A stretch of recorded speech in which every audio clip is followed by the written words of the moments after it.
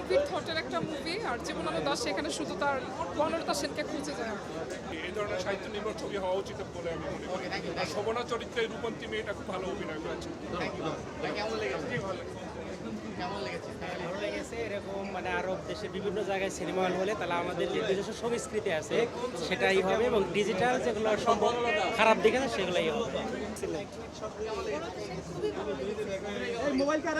অসম্ভব সুন্দর।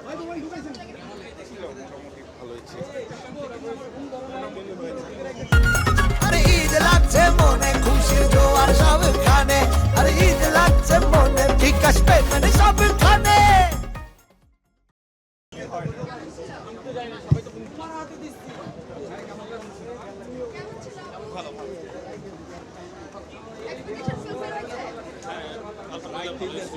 অনেক ফ্রেশ মাইন্ড নিয়ে দেখতে হবে। অনেক ভালো লাগছে, যারা আর্ট অ্যান্ড লিটারেচার পছন্দ করে তাদের জন্য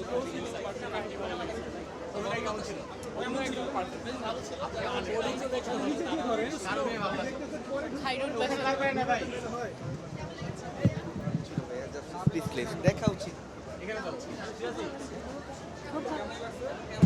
অনেক প্রশ্ন নতুন করেছে। বাংলা সিনেমা বেশ ভালো ছিল, সুন্দর হয়েছে।